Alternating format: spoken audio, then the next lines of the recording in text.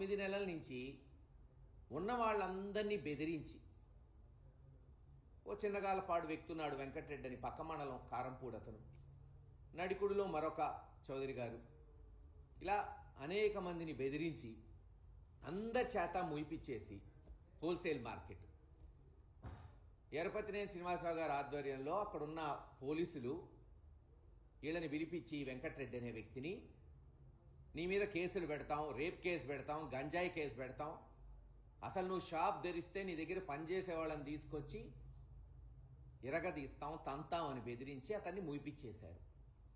చివరికి ఏం జరుగుతుంది? పక్క మండలాల్లో అంతా కోడి చెప్తేనే సిగ్గాసం చెప్పాలంటే ఇవన్నీ 90-95 రూపాయలకు అమ్ముతుంటే వీళ్ళ మటుకు 120 రూపాయలు 125 రూపాయలకు అమ్మాల్సిందే. అనుకోవచ్చు, ఏందబ్బాయి కోళ్ళు అమ్మితే ఏం డబ్బులు వస్తాయి, ఈ పనికి మాలిన పని ఏంది, ఈ సిగ్గుమాలిన పని ఏంది తెలుగుదేశం నాయకులు చేసేది ఏంటంటే, రోజుకు 2000 కోళ్ళు అమ్ముతారంట, సుమారు 50,000 రూపాయలు రోజుకు లాభం. ఊహించండి, 50,000 రోజుకు లాభం, నెలకి 15 లక్షలు, సంవత్సరానికి 1,80,00,000 నుంచి 2 కోట్లు ఒక్క దాచేపల్లి మండలంలో. ఇది ట్రయల్ రన్ చేశారు. ఇప్పుడేంది, నియోజకవర్గం మొత్తం కూడా ఆవిష్కరించాలి. ఈ గొప్ప పని నియోజకవర్గంలో ఉన్న గురజాల మండలం, మాచవరం మండలం, పిడుగురాళ్ళ మండలం, పిడుగురాళ్ళ పట్టణాలకు తీసుకెళ్తే సంవత్సరానికి కనీసం ఒక 6 నుంచి 10 కోట్లు సంపాదించవచ్చని ప్రణాళిక చేస్తున్నారు. నేను అడుగుతున్నా ఈ రోజున చంద్రబాబు నాయుడు గారిని, లోకేష్ గారిని, దీని కొరకైనా ప్రజలు మిమ్మల్ని గెలిపించింది? కోళ్ళు అమ్ముకోవడానికి, దానికి మళ్ళీ మాఫియా, దానికి పోలీసులు బెదిరించటం. ఊహించండి. నేను అడిగేది ఒకటే, రేపు ఇంకోటి వస్తాడు, పందులు అమ్ముకుంటాను, మటన్ అమ్ముకుంటాను, చేపలు అమ్ముకుంటాను అంటాడు ఇంకో తెలుగుదేశం నాయకుడు. వాడికి ఇస్తారా? లేదు, మరొకడు వస్తాడు, హెట్ కూరగాయలు మొత్తం నేనే అమ్మాలి, ఇంకోటి అమ్మకూడదు, ఎవడు కూడా ఆ లాభాలన్నీ చేసుకోవాలి అంటాడు. అతనికి ఇస్తారా? లేదా గుళ్ళో కొంతమంది అడుక్కుంటున్నారు పాపం, ఏమీ చేయలేక దుస్థితిలో.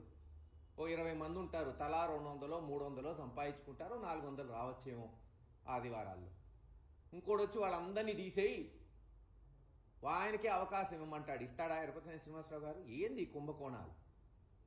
ఇప్పటికే వీధికి ఒక మద్యం దుకాణం, పేకాట క్లబ్బులైతే ప్రతి ఊర్లో కనీసం 4-5 విచ్చలవిడిగా.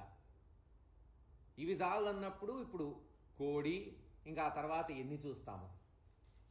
తక్షణమే అధికారులు దీంట్లో ప్రమేయం ఉన్న వాళ్ళని ఆపి, అలాగే నష్టపోయిన వాళ్ళని పిలిపించి చిత్తశుద్ధి ఉంటే న్యాయం చేయమని డిమాండ్ చేస్తున్నాం. లేకపోతే ఇది ఇంతటితో ఆగదు. ఒక కొత్త విష సంస్కృతిని తీసుకురావద్దు. సరే, వైన్ షాపులు లాక్కున్నారు, బెల్ట్ షాపులు చేసుకుంటున్నారు, మైన్లు మీరే చేస్తున్నారు, సరే ప్రభుత్వం ఇస్తుంది కాబట్టి అధికారం. ఈ ప్రైవేటు వ్యాపారాల్లో కూడా అధికార పక్షమే చెయ్యాలంటే చట్టం చేయండి అసెంబ్లీలో. ఎవరు అధికారంలో ఉంటే వాళ్ళే అన్ని వ్యాపారాలు చేయాలి. ఇలా బెదిరించటాలు ఎందుకు, కేసులు పెట్టటాలు ఎందుకు, ఈ చిల్లర పనులు చేయటాలు ఎందుకు?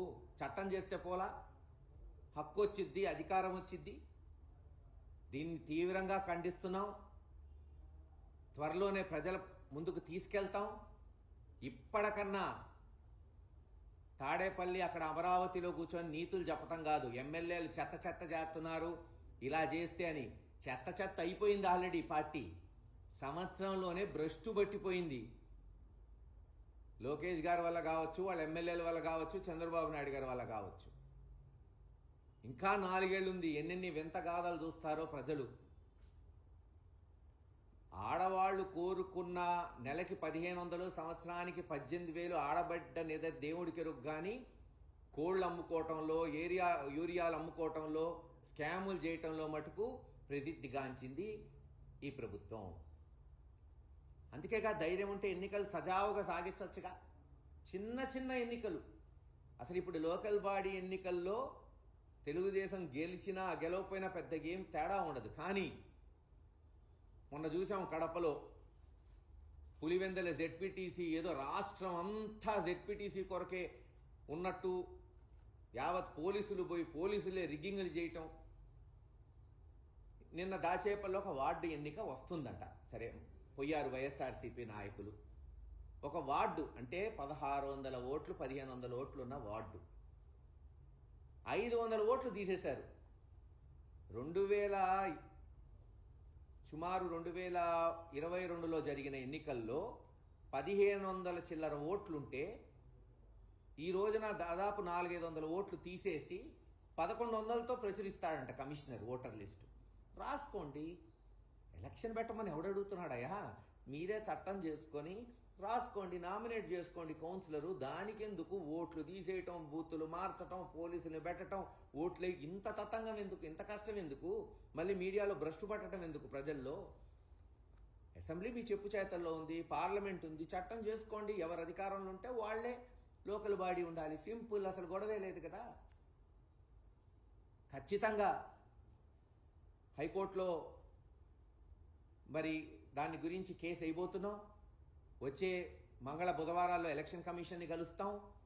సమస్య వార్డుది కాదు. ఆ ఒక్క వార్డు గెలిచినంత వల్ల మేమేం చైర్మన్ అయిపోయాం, ఆల్రెడీ చైర్మన్గా ఉన్నాం.